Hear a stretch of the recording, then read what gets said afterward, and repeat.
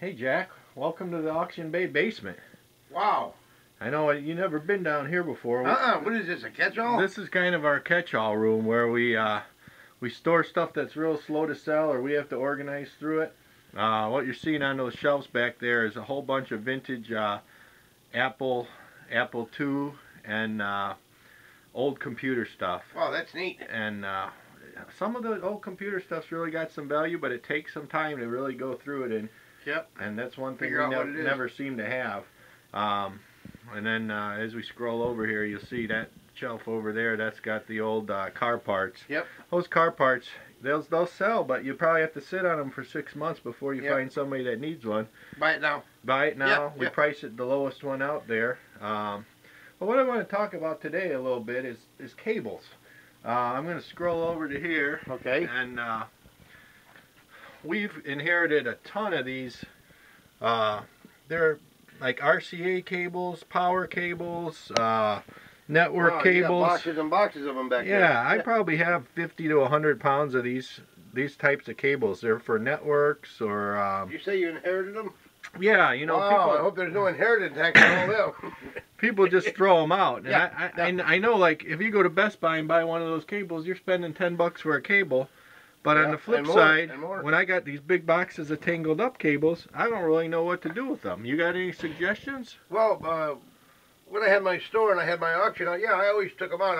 I wouldn't even sell them by the box. What I did is I took them out, and we had this here young man that worked for us. He did stuff like that for us. We would untangle them, we'd put them together, and we'd wrap them up with a rubber band. Okay, make them look presentable. And we'd sell them for $1 a piece in the store too. I think $2 for the cable ones at the time that clipped on. Now, would you sort them into like piles so that they knew what they were looking at, or would it be a big box and they just flip through it and try to find what they needed? I had a dump table. Oh, a dump table. Yeah. Now, what's a dump table? A dump table is if you took a regular table, a picnic table or a folding table, a banquet table, and then you put a board around the side of it about 6 to 8 inches tall, depending on how high you wanted it. And then you could dump everything in there. Oh, so that it wouldn't fall on the floor. I had a bunch of dump tables.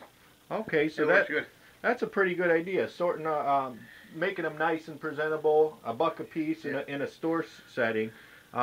Have you ever heard of anybody recycling that type of cable before? No, to be honest with you, I haven't. Yeah, I've never checked into any recyclers or anything. That would be interesting to find out. I don't know if you can, but if anybody out there knows if you can recycle that type of cable, please let me know, and let me know if it's worth doing. But anyway, yeah, that's what I'm trying to get rid of today. I just thought of a funny thing. There was a guy up in the mountains used to come down there to my store all the time in Southern California. He used to buy those. I'll never forget it. You know what he did with them? What do you do with them? He would actually make traps out of them. He'd make a hoop like a harness. He'd put them in a rabbit path or a deer path. He even told me he got deer like that. And they'd run through that path and they'd get their neck in there. That's oh, really? Yes. Well, I don't want to kill any animals, but... No, me either, but I just thought of that guy. Because we used to always call him the killer, you know. He had all kinds of nicknames. All right, well, there's always different ways to look at a situation, so we're excited to hear what you guys think. What's the best use for these cables? Talk to you next week. See you later. Yeah,